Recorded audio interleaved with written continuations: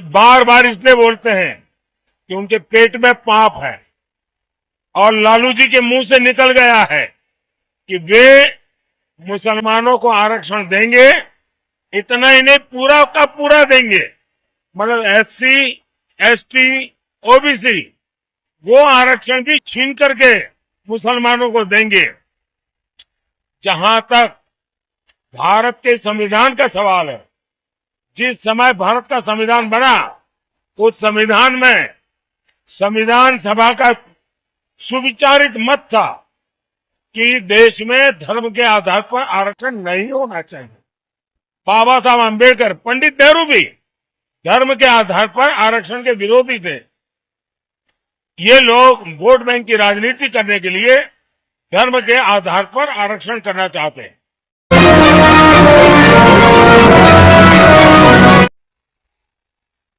अगर एक शब्द में कहना है तो 400 पार। साफ साफ पूरा देश भारतीय जनता पार्टी को, एनडीए को अभूतपूर्व विजय और सारे रिकॉर्ड ब्रेक करने वाला विजय इस चुनाव में निश्चित है। लेकिन अगर कहें तो लालू यादव एक तरह से आरोप विपक्ष आप पर लगाता है कि आरक्षण खत्म करेंगे 400 सीटें लाने के बाद, लेकिन वही वो मुस्लिम आरक्षण के समर्थन की बात कर रहे हैं, उनको देने की बात। उसके दो जवाब है। एक, भारतीय जनता पार्टी के पास, एनडीए के पास 2019 से 2024 हमारे पास करीब करीब 400 सीट थी। एनडीए प्लस हम 400 सीट के साथ 5 साल काम किया है।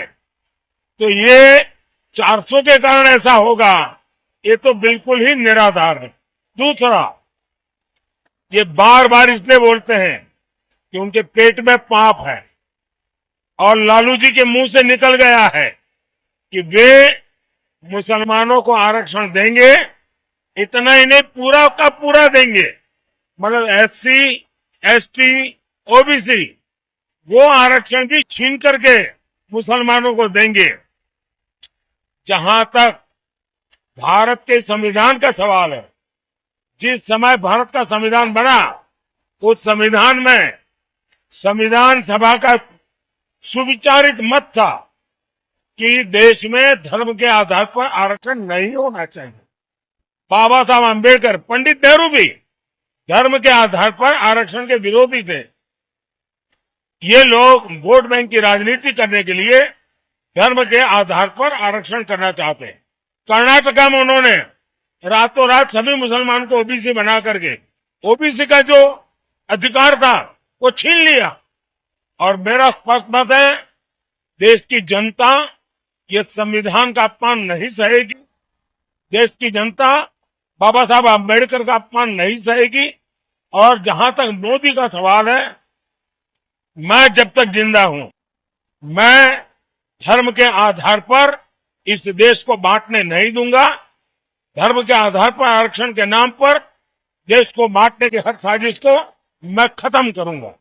जो विपक्ष का बहुत आरोप है कि ईडी, सीबीआई का जो एक तरह से मिसयूज करके लोगों को पकड़ा जा रहा है, खत्म करने की कोशिश की जा रही है, आपको लगता है वो उसके बाद जो धन पकड़ा जा रहा है, जो काला धन पकड़ा जा रहा है, उसको पूरे देश में, दुनिया में, मैंने जो देश के लोग हैं, युवा है, उसको लगता है कि वो वापस आएगा? देश के लोगों ने पहली बार देखा है कि लगातार नोटों के पहाड़ पकड़े जा रहे हैं।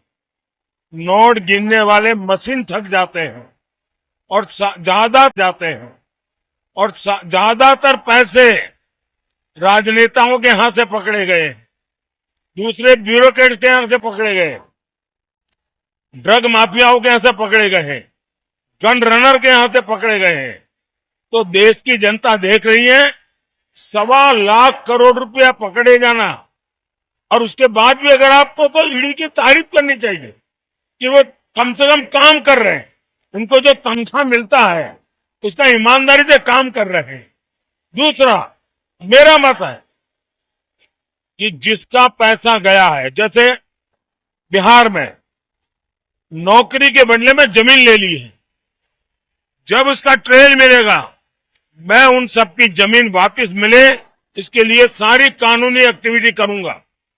बंगाल में शिक्षक भर्ती, जिन गरीब बच्चों से पैसे लेकर के झूठी नौकरियां दी, उस बंगाल में ट्रेल है कि भी इसके पास से इतना पैसा लिया, पैसे जब्त किए हैं। मैं चाहता हूं गरीबों का जो पैसा है वो मैं वापस लौटाऊंगा। और मैं इसलिए कह रहा हूं, अब तक हम 17,000 करोड़ रुपीज ऑलरेडी दे चुके हैं।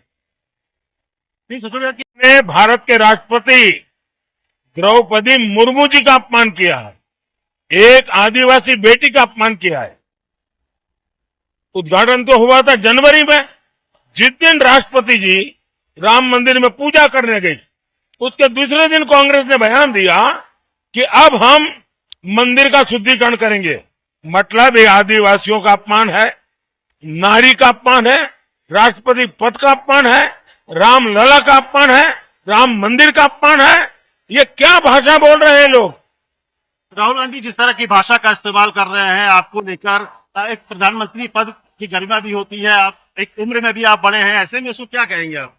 ये नामदार है, हम कामदार है।